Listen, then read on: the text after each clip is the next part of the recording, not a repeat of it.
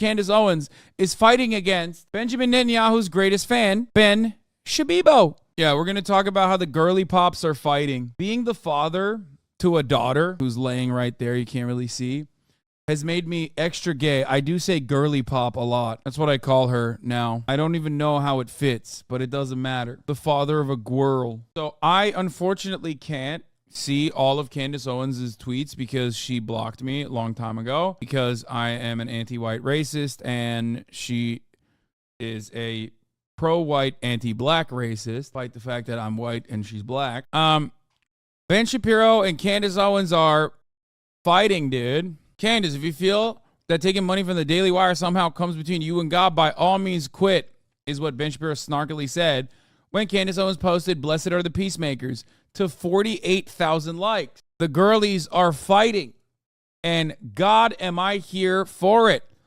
I fucking love that. Let me tell you. To which Candace Owens replied with, "You have been acting unprofessional and emotionally unhinged for weeks now, and we have all had to sit back and allow it and have all tried to exercise exceeding understanding for your raw emotion. But you cross a certain line when you come for scripture and read yourself into it. I will not tolerate it." Candace Owens called Ben Shapiro a woman, which is the worst thing you can call a conservative. She said, "You are emotional like a female." Absolutely destroying Ben Shapiro with her argument. Now, for me, obviously, these guys are both awful in sometimes very similar and oftentimes very different ways. Actually, mostly similar. This is the one issue where I think Candace Owens is like anti-Semitism hits a higher note than her Islamophobia. Like, do I think Candace Owens unironically, legitimately has it in her heart to feel like Palestinians are real human beings? Fuck no. Because I wasn't born yesterday and I'm not a fucking dumbass, okay? Anyway, oh, did she get Tucker to turn on Ben? Tucker Carlson doesn't like Ben because Tucker Carlson is like also kind of anti-Semitic. Like, he likes Israel because like Israel is very racist, but I don't think Tucker Carlson is like too fond of Jewish people personally. He's like one of those, he is one of those guys that's like, I mean, I don't know what his like personal beliefs are, but he certainly channels a lot of the same Nazi conspiracy theories that you hear from straight up out and about weirdo fucking Nazi groypers that make up a big chunk of his fan base. Yeah, but he don't like Candace because she's black? No, he doesn't give a fuck about that. What? Tucker Carlson has black people on his show all the time as long as they say whatever the fuck he wants black people to say. Tucker Carlson is exactly like that guy who was replying to like the fucking the Hitler ad. He legitimately, in my opinion, thinks that Jews are broadly progressive in America, which Jewish people are, and gets annoyed that like the progressive Jews are pro-immigration into the country, which is like, you know, teetering on the Nazi propaganda, if not directly a Nazi propaganda. Like, I think he is exactly like that other conservative guy in the sense that he also believes, I mean, we know he believes the great replacement theories and shit like that. What is this? What's going on with Ben? Why? There are so many people who think that the Republican Party is a bunch of rubes and morons. Why? Why would they think that? I don't know. It's so confusing. What should we do? I don't know. Oh, my God. I wonder. He's losing it. But I guess Candace Owens and America's favored fascist WASP nationalist and most likely anti-Semitic WASP nationalist, Tucker Carlson had a conversation, it seems. Candace Owens responds to a clip of Ben Shapiro criticizing her.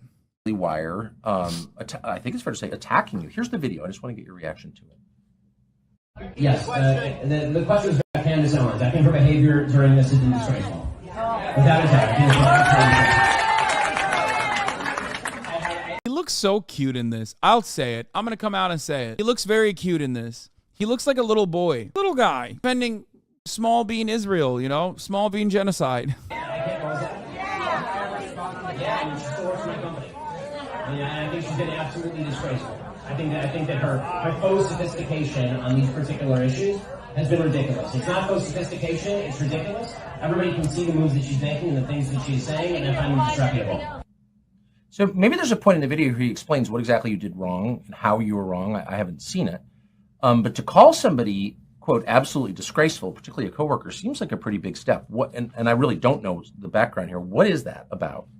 You know, there isn't much of a background. I saw the video when everybody else saw it when I woke up. No one warned you about it. Nobody warned me about it. It looks like maybe he didn't know he was being recorded. It looks like Yes. it was some sort of a private event. I got no clarity on the issue that he was particularly speaking on. And in what was said, I can't respond to it beyond what he's saying because it's just ad hominem attacks. I don't know. Yeah, because it's not, Dude, fucking owning my boss by saying it's an ad hominem but we attack. disagree. Or Yeah. I don't think she's correct, or maybe she doesn't know what she's talking about. It's absolutely disgraceful. Yeah, exactly. And so I can't respond to it on a level of intellect because there's nothing that he has expressed in that, at least in that short clip, that he fundamentally disagrees with in terms of what I said. But I will say that I'm not going to respond with the same ad hominem attacks. Yes. I don't think it helps further discussion. And if that was me that was caught on a video saying that about colleagues that I work with, I would be embarrassed. So I think that the video speaks more to Ben's character than it speaks to mine. Has he texted you to apologize or explain or anything? No, nothing. I haven't heard a single word. It just was sort of something that he said. And you know what? Ben and I have many disagreements, so I don't think that that's particularly something that's interesting. We disagreed on the COVID vaccine. We disagree on Ukraine and Russia. He has taken virtually every stance that has been the opposite of mine on every issue over the last 5 years. So I don't think that that's particularly COVID. remarkable. Damn, they're saying Ben is a phony, dude. They're saying, yo, word on the streets is that Ben, you might not be a real conservative. I'm just saying, dog. That's crazy. He likes vaccines. Yuck. That makes you a gay liberal. Everybody knows that. You like Ukraine. Also yuck. Double yuck. Ew. We're pushing Z around these parts.